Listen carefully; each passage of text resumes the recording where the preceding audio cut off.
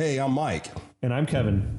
And this is 6 Degrees of Schwarzenegger, the podcast where we take a long, hard look at some of your favorite action movies from the era of Arnold. Schwarzenegger is the icon of the genre, and we're taking a deep dive into some of these 80s and 90s cult action movies and breaking them all the way down. Let me tell you of the days of high adventure.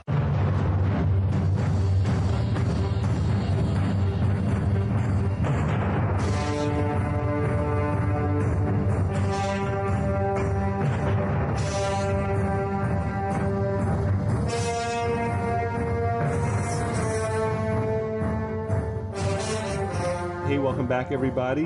Kevin back in the saddle again with Mike. Howdy ho. For a brand new episode of 6 Degrees of Schwarzenegger. We're going to start on a brand new movie as well, and one that's near and dear to both of our hearts. We're talking about Arnold, the man himself, in Conan the Barbarian. Love this film. It's 1982. Arnold Schwarzenegger, John Milius. Written by Oliver Stone. Yeah. It was basically, it's not the one that put Arnold on the map, but it was the first big movie role he starred in. You know, he'd done a couple, at this point, he was basically known for being a weightlifter. Like, he'd won like Mr. Olympia several years in a row. But this is the movie where he was like, I'm going to be a legit actor now. Right. Like, he had been famous before just for being Arnold Schwarzenegger, but this one, like, sort of showed the world that he's also a movie star. Yeah, you know? Yeah, I was going to say maybe not so much his acting chops, but he can hold. He's got charisma on. Yeah, screen. We've talked about that before. Yeah. Like, Arnold can just say the silliest thing on film, and it's like, oh, that's so cool, you know. And I don't know if it's because of his accent or his kind of like he's got a lot of charisma and personality. I think it comes through. Yeah. So I was like a tiny little 1-year-old when this movie came out, but this is one of the movies. It's almost my earliest memory as a human being is my dad sneaking me in to watch this movie on TV, like on TBS one morning. And he's like, don't tell your mom that I let you watch this. And I wonder if you even got the full effect watching it on regular TV instead of... Probably not. Yeah, I think it was still violent. I saw it on HBO for the first time. So I saw the violence. I saw the blood and the gore and the sex scenes and the boobies and all that stuff like that. And I wonder if you got that full effect the first time you saw it on TBS. I knew it was unlike any of the stuff I had watched in my life prior to that, because it was like, whoa, this is like people are getting smashed with axes and hammers and swords and whatever else. But before we get like to the nuts and bolts of the movie, we should talk a little bit about the men behind the movie, because this had some legendary dudes associated with the film. Absolutely. The cast was great. You had James Earl Jones, Darth Vader.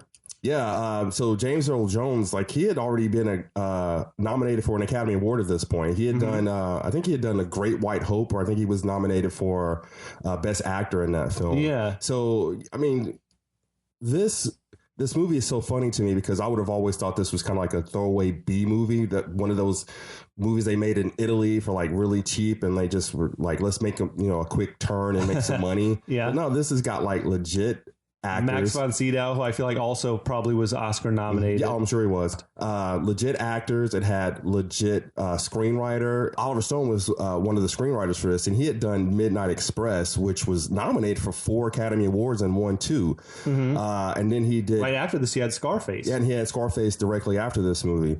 So... Yeah, I mean, he was a big deal. He was hot. Milius was like a hot commodity at the time. Can you picture like John Milius and Oliver Stone like in a room like drinking scotch and like smoking cigars while they're writing this film? It's two macho, like man's man type of dudes, you know. Milius, he was like, he's sort of famous for being a gun lover. I think he had a role in the NRA. His movies tend to be a little right-wing type feel to them. You know, he had, his bio says he had tried to enlist in the Marines because during Vietnam he wanted to go to war, but he was rejected on medical grounds. But his films, probably. It seems like from his films, like he has a fascination with the military and warfare and stuff like that. Like some of his other films were, he wrote Dirty Harry, he wrote Magnum Force, he wrote and directed Red Dawn, he wrote Apocalypse Now. Yeah, I remember looking at the notes and thinking, I was like, this dude did Red Dawn. Like, I remember that movie. Yeah, like, that was like, and it's very much like a Reagan, like America's the best type movie. He wrote the USS Anti-commie, Down with the Red. Yeah, he wrote the USS Indianapolis speech from Jaws, the one Quint gives about the ship being sunk and the sharks coming and eating all the sailors. I feel like the 70s and 80s had a lot of guys that had seen war in person and came back and like wrote all these great screenplays because of all their adventures and everything they had seen. He's less successful as a director than he was as a writer. Apparently he's friends with the Coen brothers, and that the character Walter from Big Lebowski is based on John Milius. Okay. Which his look, now that when I read that, I was like, well, he looks just like John Milius. Walter, played by John Goodman, and Lebowski looks just like John Milius. Yeah, I can see that. But he's also very much like, making Nam references and stuff like that. And just like very over the top and very... Yeah. And Milius had a stroke in 2010 that pretty much incapacitated him for a while. He's apparently recovered and is still alive, but he doesn't really work much anymore. Oh, okay. But yeah, like you said, Oliver Stone had written some great movies, and then he went on to be even maybe more renowned as a director, right? Oh, absolutely. Like Wall Street, Platoon. Yeah, he's done a lot of Salvador. He had like that. Born on the 4th of July and JFK. Yeah, he's definitely he was known for his movies. Like late 80s, early 90s. He was as successful as there was. He also was a dude who dropped out of college and enlisted in the army to go fight in Vietnam. Now, did he drop out of Yale? I know he went to Yale, but he dropped out of Yale. So he was that guy. Enlist in the army. So in Platoon, he was basically that character. Yeah, it was autobiographical. He dropped out of, or he didn't want to go to college and was like, I'm going to go to Nam. This would be another, and the thing about Oliver Stone is I feel like he's kind of left wing. Like this would make for an interesting podcast by itself. You know, you had Milius, who wanted to go to war but never got to combat. And then you had Stone, who wanted to go to war and got to combat and was wounded, has like Purple Hearts and stuff like that. And the guy who never actually saw combat is like a right-wing kind of war hawk guy. And the guy who did see combat is like, peace. And I'm pretty sure it's because he saw combat. Yeah. Like, and that's interesting. I don't know if we're getting too far off the subject. Well, let's get back on the subject. Okay, yeah.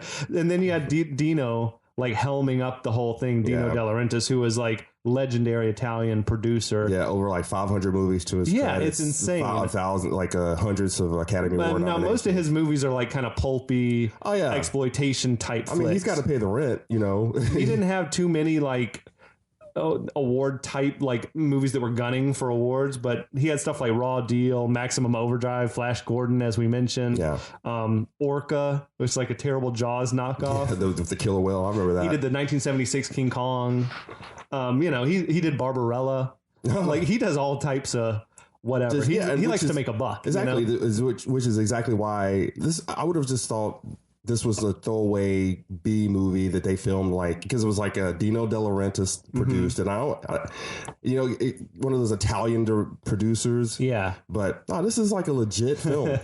I mean, funny enough, and Arnold had not really done any sort of big budget type movie at this point. Like, this was a project that was put together specially for him, which makes it more interesting to me that they obviously spent like a lot of money doing this on a star that wasn't really like a bankable guy at that point in his career yet. So this movie was made for Arnold? Like, this was a project for him? They had been developing it for years. Like, I read a thing that said that Arnold's long hair in the movie is his real hair and that he had been growing it out since 1979 for Conan. Mm-hmm. So it had been, 2 or 3 years in the making. No, I didn't know that.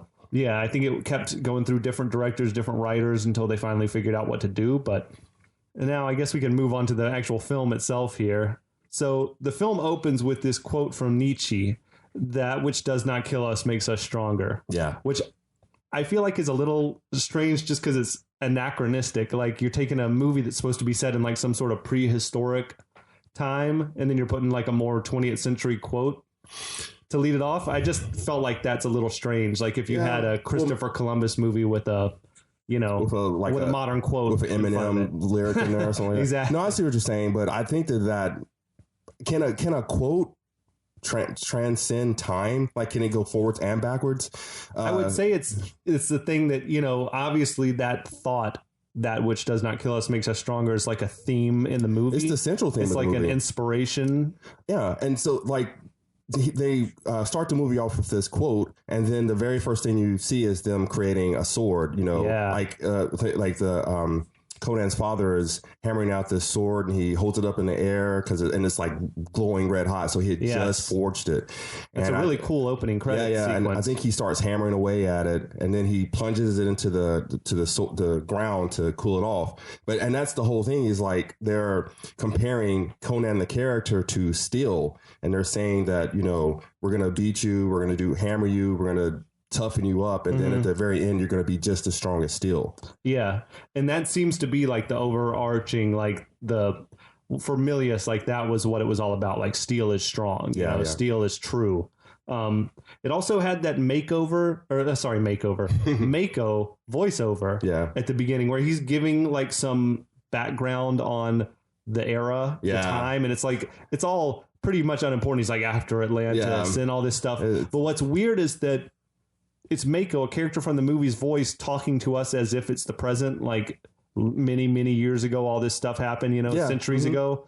But back in time, this story happened. Yeah, so is Mako ageless? Like he's referring, because he's in the story centuries ago as well, and he's referring to it as centuries ago. I don't think he's ageless. I think he's just telling the story like after it happened. Like, because, you know, skipping way ahead, at the very end of the movie, you have that one scene where they go into the future and Conan's like this king. Yeah, so he's jumping around in time. Yeah, so I think it's totally fine that Mako does the narration in the present of wherever he's talking, because he's just telling us. I mean, it happens all the time. He's just telling a story. Now, one of the interesting things I think about him doing the narration is originally Arnold Schwarzenegger was supposed to do the narration, and they thought that his accent was so thick and so heavy that they were like, they just scrapped that idea and just had Mako do the narration. I could see that, because when you're asking Arnold to act with just his voice, like you can't even see him and his body language and all that stuff, then I think his acting is really shaky. Yeah. You know? And that's asking a lot for a newcomer to not only act in this film, but to also narrate the whole plot. I mean, you know, this guy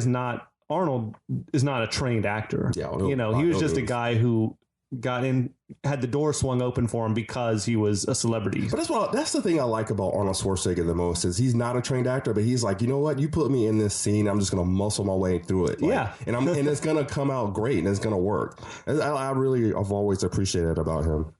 So we got this father-son moment where it's a young Conan talking with his dad, who is maybe like the chief or something like that of their community or village or whatever, or the stone, the steel master.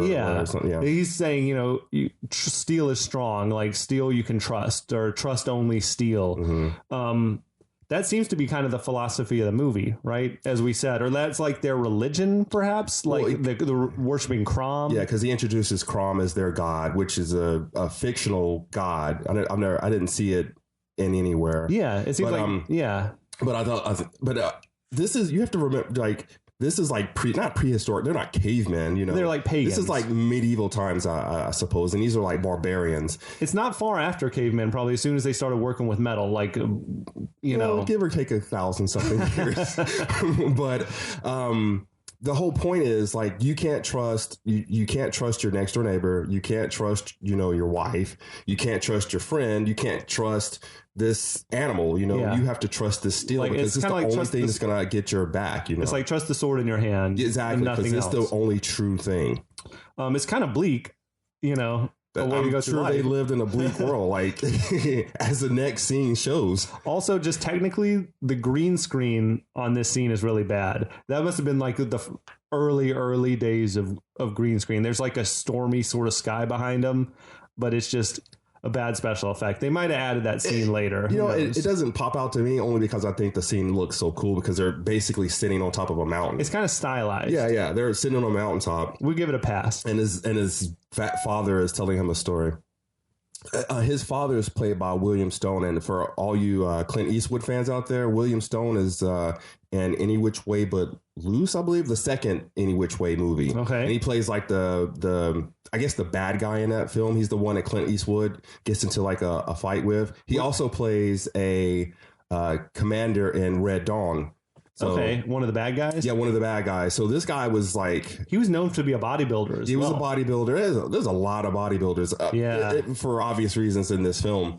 But William Smith, man, this dude's like spoke 7 different dialects of Russian or something. I feel like that. On the commentary he said 17. Or something crazy like it's that. It's like, which those languages are probably similar. This dude was like a CIA Russian operative or something. Yeah, this guy's like the real deal. I'm not familiar with him really, other than from this. I just know him from Any Which Way But Loose. Or it's either Any Which Way But Loose or Any Which Way You Can, and also from Red Dawn. Those are the 2 movies that I know him from. He did a lot of early TV, like a lot of westerns and stuff like that. Now, we go from that scene to James Earl Jones and his band of bad guys like raiding Conan's village, and they basically kill everybody. Oh yeah. It's very good cinematography when they're riding up like these hazy forest, like shafts of light coming through the trees and stuff like that. Great music. Yeah. If you want to talk a little bit about Thulsa Doom, they mentioned in a commentary that and I thought this was really interesting because it always stuck out to me, but I never like kind of put one and one together. But they basically wanted to make Thulsa Doom look kind of not androgynous, but I forget what he said. Anthropomorphic like a race that had vanished from the earth. Yeah, so because he has like long straight hair and blue eyes. As a black male, he has long straight hair and he has blue eyes. So he has like white features on a black male. He did look like a different species, something you never really, not a person you've really seen before. So it kind of stuck out like.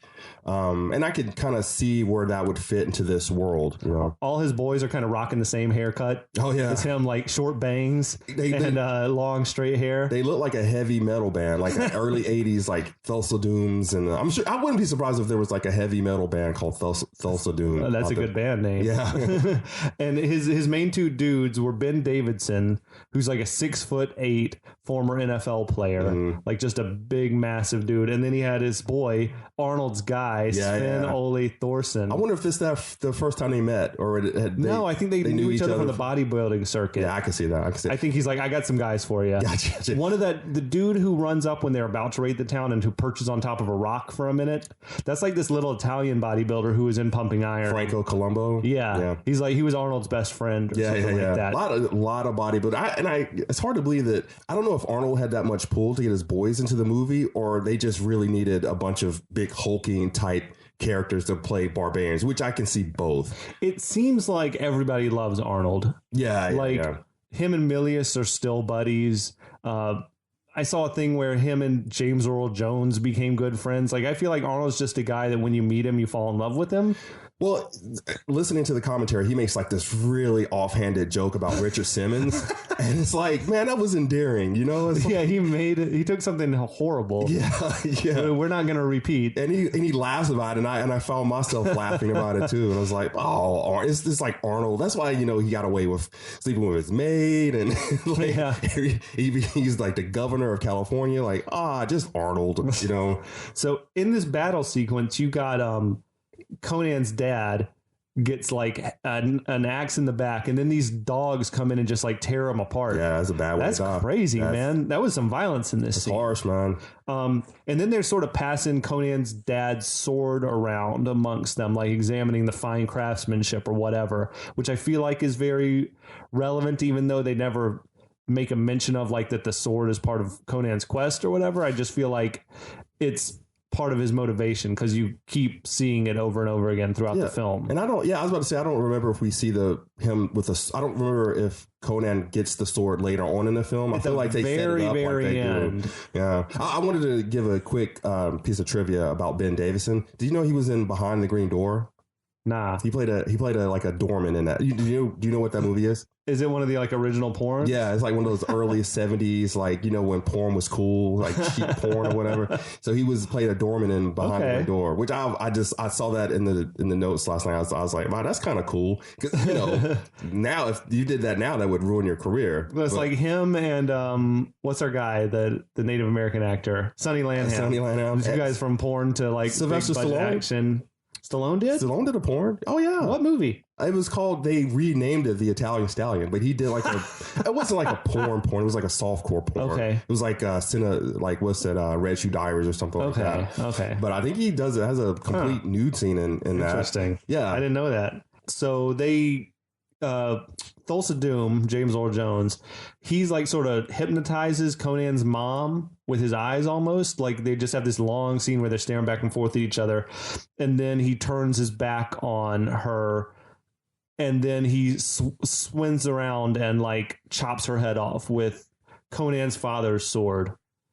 And that's a very cinematic moment when the head comes falling down. It's like a low shot, so you don't see the violence. You just see like a hair and a head drop down and the body falls away, and it's just like young Conan's shocked face. Yeah, that always was a powerful moment for me when I was little. So I think this, from a technical standpoint, this scene is really similar to Jaws. You know, you mentioned Jaws earlier. Mm-hmm. So in Jaws, they totally planned on showing the shark a lot more than they did, but the shark just didn't work. Right. So in this one scene, they were supposed to show Thulsa Doom chopping off her head, but they said that they made a bunch of like plastic dummy heads and stuff, and it just didn't look right, and it just didn't look real. Wow. So they decided to just cut her head off screen.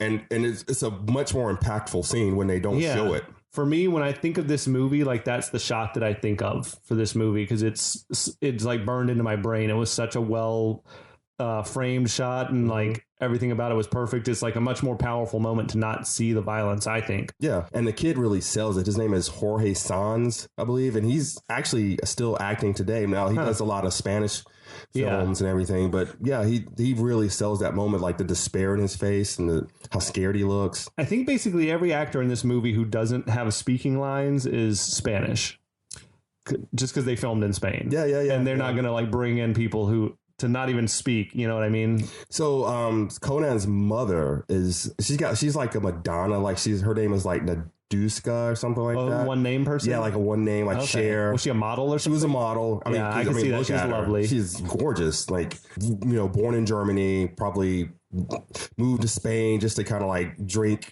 wine all day and stuff like that. Became a model, and then they ended up filming it, put her in this movie. So we got young Conan here who's sort of in shock, but he's like really like noticing the shit out of their symbol, Thulsa Doom and his group, which is like these two snakes sort of looking at each other, like and they're sort of connected at the tail, I guess. But we know just from how much attention he's paying to it that it must be something that's going to be relevant. Yeah, that's interesting, because I didn't even notice that they were snakes at first. I didn't even put that together until later on. Okay. Like I didn't like that one scene. I was like, I didn't think they were snakes until after I found out what happens with the character. So they take him and some other children from the village, and they sort of enslave them, and they're marching them off like, you know, in a line, all shackled up or whatever. To me, there's no reason to leave these kids alive. Like after you kill, like you're asking for people to come along later wanting revenge, right? Yeah, like what was it in Godfather 2 where he wants to kill young Vito Corleone. Yeah. He has a legit why reason. Not? Yeah. Like he's like, you might come back and get me. When he grows up, he's going to grow up strong. Yeah. So yeah, why would you? But I think that's their source of income. For one, is like selling slaves. Yeah. So I understand what you're saying. You would pillage a village. I mean, these kids are so young, though. Like you could kill the village. I'm sure this happened before. You kill all the mothers and the fathers in the village, and then you take all the kids, and then you inundate them into your society, and they have nobody else, so they're totally afraid, and then they grow up being like the chief of that new society. You know, I'm sure it happens all the time, but we know what happens with them. I'll just say if you're ever pillaging a village, that's a risky move. Kill the kids to leave them alive. no to any as long as you're killing 100 people. Okay. I would leave no survivors to come later for revenge. That's all I'm saying. Yeah, but humans are a resource, so you can make money off of them. So what would be the whole reason of pillaging a community if you're not going to use the resources? I feel there? like at some point, this is jumping later into the movie, but I feel like he says he was just gathering steel, like weapons and whatnot from the villagers who are extra good at making weapons or something. But you know, it's just, I guess that's their source of income, is raiding what resources they can. And this wasn't like they were raiding like some large city. Like they were just raiding like a outpost, like peaceful group of people. Like there was really no reason to even raid them whatsoever. Like they could have traded with them, but they were just showing their power and their might. Like they were just a deranged like sect of the religion. They're like a cult or whatever that's on the rise. Mm-hmm. After they don't kill all the kids, which it's going to come back and haunt them, folks. Yeah. They take them to the Wheel of Pain, which is this giant, like basically a grain mill out in the middle of like the desert somewhere. I didn't see this, and I wish I had looked it up, but did you know if they really built that as a set? Yeah. Or was that, they really built that? I was watching the documentary that's on the DVD, and they had the guy who built the wheel said that it was so well balanced and so well built that it was really easy to push. Oh, really? Like, so that they had to off camera have like crew members pushing against Arnold to make it look like he was straining to push it. Yeah, because it was so well balanced that you could just shove it and it would sort of spin. So I wonder if they, you know how sometimes they make a movie, they build a set and then they just leave the set there for the people. That'd be to awesome use if it. They did. So if that's still there and like today it's like a giant mill grain that they're making all this like bread and stuff from. But yeah, so they take the kids to this mill grain and they shackle young Conan to the wheel and they start pushing it. Okay, so this is kind of like now a montage of the seasons as Conan grows. Like he starts off at, I don't know, how old was that kid? Like 12? What do you think? I would say he was maybe 10. Yeah, so he's a young kid, right? Young kid, yeah. And he grows into Conan. Now, it's weird to me that they never have anybody else push that wheel with them because they're not adding new people. They're not adding people. Like when somebody dies off, they just add it because they seem like they've been raiding a lot of villages at this time. So they've probably got a surplus of people they could just plant onto the wheel. You would think so. Or even people that were in their own religion that were being punished and they would just like throw them to the wheel. But for whatever reason, they do like this montage of all the seasons and then it turns and they do like this is a great introduction to a character where they have that shot, that like mid shot of Conan, of Arnold Schwarzenegger, like raising up his head to see him as an adult. It seems like he's probably like a 10-year-old and then he's maybe like a 16 or 17-year-old and then he's an adult. And you say that hair is real? I thought that was a wig. They said it looks really bad, doesn't it? Yeah, it's like if that's his hair, is a bad. I feel like later in the movie his hair is shorter and I wonder if they meant that when his hair was long but not that long that was real. Yeah. I don't know, but I assumed it was a wig because it looked so bad. Yeah, but then they were talking about him growing it out for years in preparation for this role. Yeah, I don't know. But the thing is, like, what they show is that this guy's been pushing this wheel for like years, right? And so he's now this massive like bodybuilder. Like that's all. Like I was thinking, like, did he never do anything else? Like he obviously had to have downtime. They probably just fed him food and just like go push the wheel. And chicken and so they fed him good then. You got to have the protein, man. Yeah. But it's like, to me, in the whole movie, this is the most effective bit of filmmaking is the way they crafted this montage. Just because that's such a great montage. Yeah. Like it's snowing and then it's summertime again and whatever. And he's getting older and all the others are disappearing, like dropping dead or whatever it is. He's only the strong survive, he's the best of the best. And if I'm not mistaken, they even show where he's walking, that the groove where he's walking gets deeper. Yeah. So it's like cool. he's been there for a long time. How many miles do you think you walked on that thing? Oh man, I can't even do the math on that. Like like we're talking like, obviously he started off as a little kid, right? And then when they showed him, he was an adult. But we're talking like 20 years. 20 years, right? We're talking like Jesus type. At least 15. Oh, yeah, like a long time. Like, I don't know how Arnold was when he was early in Arnold's career, so he's probably, I don't know, like late 20s when he filmed this. Yeah, he could have been 30 maybe. Yeah. So he went from being like a 13-year-old. Literally, this is like a Jesus story. Like he went from being like a little kid, and then he disappears for a long time, and then he comes back as Jesus Conan. I do feel like we're supposed to believe Conan's like early 20s at this time, even though Arnold was older. But, still, you're right. It's been at least 10 to 15 years. Oh, yeah. He's pushing this thing. That's a long time that he pushing. So Arnold said on the making of that it was super cold when they were filming this, because you see him pushing in the snow and everything else. And he's wearing basically a loincloth. So they were just feeding him a steady diet of like tea with schnapps mixed in. And I just love the thought of Arnold, like drunk Arnold pushing this wheel. Yeah. Yeah, I can totally see that. So then we got this dude with the big red hair, big red beard comes and sort of takes him off the wheel. Mm-hmm. Who looks just like his dad, like if you're not a redhead version. Yeah, if you're not looking real, if you're kind of just glancing at the movie, you would think that was his father. And I don't know if they did that. I don't know if they did that on purpose, like they wanted to have his new master be like a father figure to him, or they just like hired a guy that just so happens to look like William Smith. So the dude also, I thought, looked like the main wildling from Game of Thrones. Yeah. You know, like the redhead. Tormund. Tormund, yeah. Yeah, early Tormund. Maybe that's Tormund's dad in real life. You know, and all those European actors, you never know. So when he rolls up on him, like the redheaded dude and the dude who's like supervising the wheel, they do the weirdest like handshake where they like just sort of softly press their palms together. Yeah, it was just odd. I don't remember that, but I mean, it is like those times, so... Like, I'm sure you have clans that you have to have special handshakes with. So then they take Conan, and they basically, he doesn't really know what's going on, and they just put him next to, like, a pit and tell him to wait. And then they bring in this other dude, like...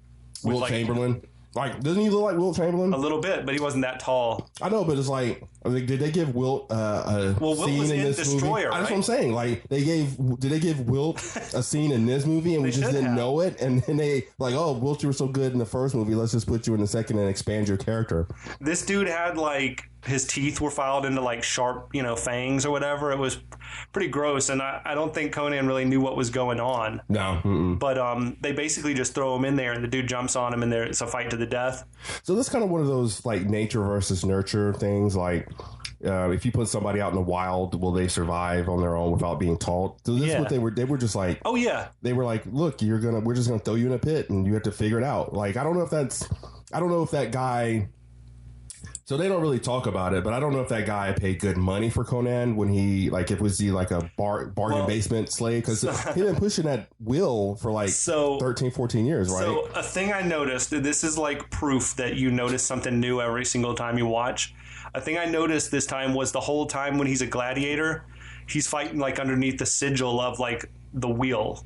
Oh. They have like a wheel up on a post that they carry around with him, and he's got this wheel of pain medallion on. Mm-hmm. So I think maybe it was like less of a slave situation than it was of like this is how we train our guy, and when we get the strongest guy left, then we take him and make him a fighter. Yeah, and I never got the sense that it was. I thought it was, like you said first, like it was just to grind their grain or whatever. I never got the sense that they were training him to be some gladiator. Fact that he's like fighting underneath that sigil of a wheel, like makes me think that maybe that's like their clan, like they. But at any rate, I mean, that's some like Ralph Macchio, Pat Morita, like wax on, wax off type of training. That'd be brutal training. Yeah, like that's a weird way to like train somebody. I mean, it's just basically strength training because you're not training him on the all that stuff came later, See, I think then they throw him into a fight, and if he survives the fight, then they'll train him up some more to be a fighter. But wouldn't it have been cool, like, to see a scene where Conan is like, oh, so he was a kid when he got on the wheel. Let's say we see a scene like 5 years later, and they're like having lunch or dinner or something like that, and Conan gets into a fight with another kid because he stole his food, or like that would be, and then they're like, oh, okay, that's the guy we need to keep an eye on right there. I don't think they got a whole lot of breaks from the wheel. They probably fed him while they were pushing. Oh, you had to sleep though. Yeah, you had to sleep. There's no way they were pushing that wheel 24/7.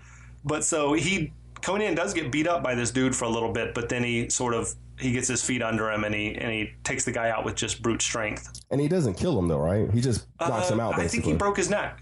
Oh yeah, because he twisted his neck. Is that what he punched him and it punched up or something like that? I think so, yeah.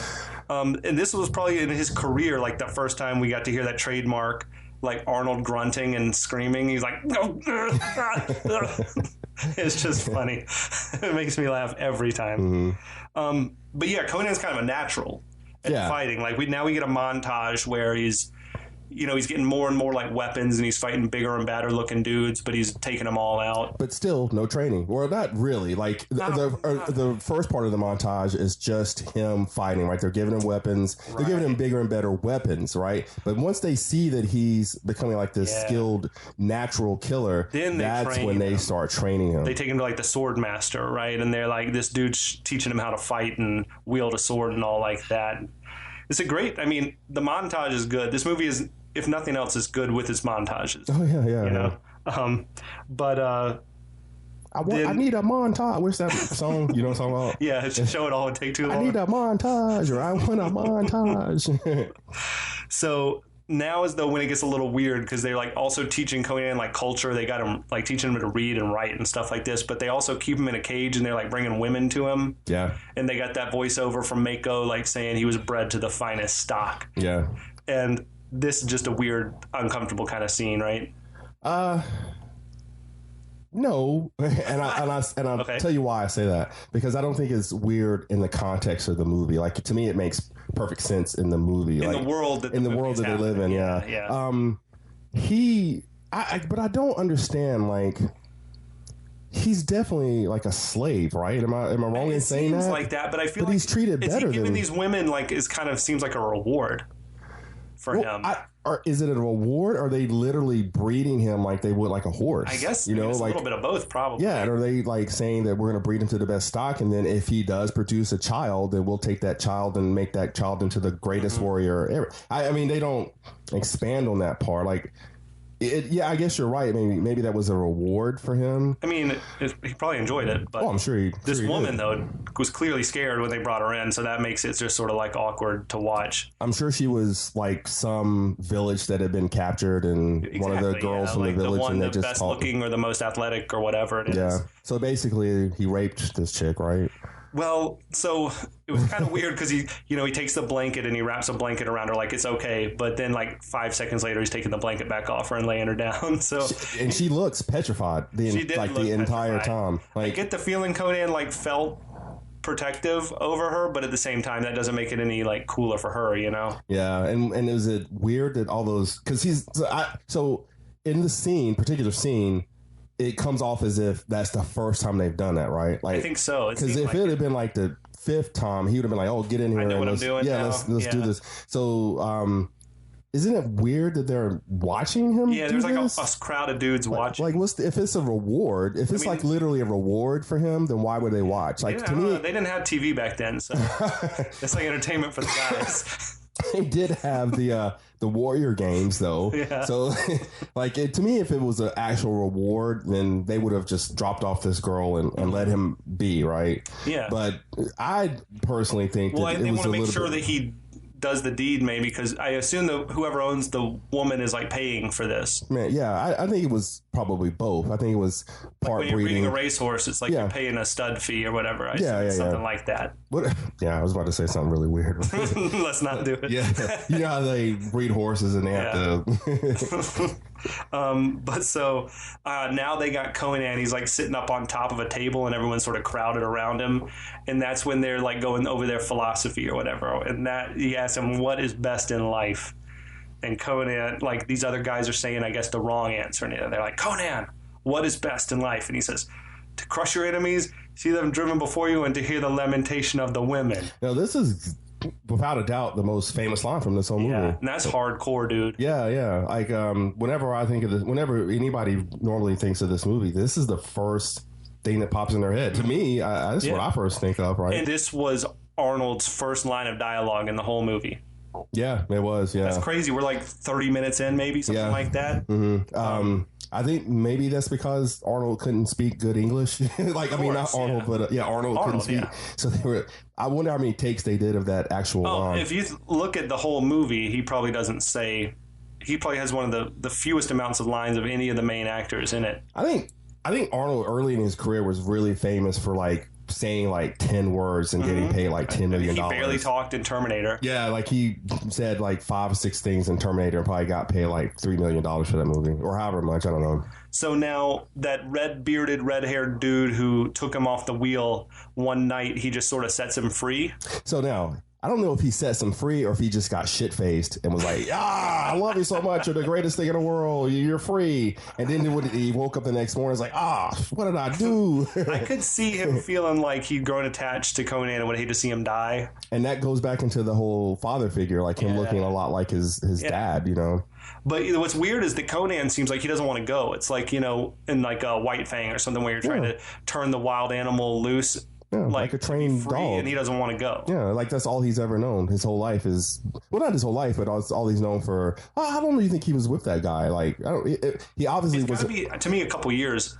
But he wasn't with him as long as he was on the wheel, right? No. So, and he never at any point was like trying to escape any of that stuff, right? Like he was never trying to escape the wheel. He was never trying to escape his. So this is the life he knew. So why would he want to leave? You know what? And I mentioned earlier the wheel medallion that he's wearing. Like he wears that medallion almost for the whole rest of the movie. So I think that he thought fondly of those people in that time. The fact that he set him loose in the middle of the night makes me think that the rest of the gang wasn't in on it. Oh, he was drunk. He was either letting him go on his own like a loose cannon, or like you say, he regretted it. No, I'm telling you, he was drunk, and he was like, ah. So then we got like Conan running in the wilderness being chased by dogs. Mm-hmm. So do you think they sent the dogs to try to track him down? No, I think that was. It was like wild dogs. I think that was just wild dogs or whatever. Yeah, I think that was another one of those signs of like nature versus nurture. Like, they threw him in a pit and he had to just acclimate to the pit, right? So this is him being thrown into nature and he just had to acclimate to nature.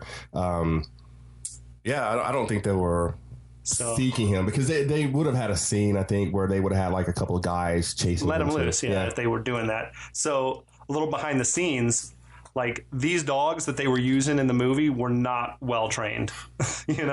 Like they said they attacked the handler on the set, and also they said that Arnold got like he was a little too slow climbing up on the rocks on one take, and they bit him, and they had on some footage that was removed from the thing, like you can see him jump and kind of grab him by the butt or on his leg or something like that. And you hear Arnold, he's like, God damn it. It's funny, man. I love those like early like 80s, those 70s, 80s. It's like guerrilla movies. Style. Plus this was a macho movie where they're like, oh, come on, Arnold, you can do this stunt yourself, Like they were all doing their own stunts and everything like this. He had to get stitches for that. Yeah, I'm saying like this is his first movie. They were like, suck it up. Do it yourself, buddy. Yeah. So then these wolves have him cornered, and then he takes shelter down in this cave. Right. And that actually will take us to the end of this episode. So we'll be back next time with a whole lot more about this wonderful movie, Conan the Barbarian. All right. See you later.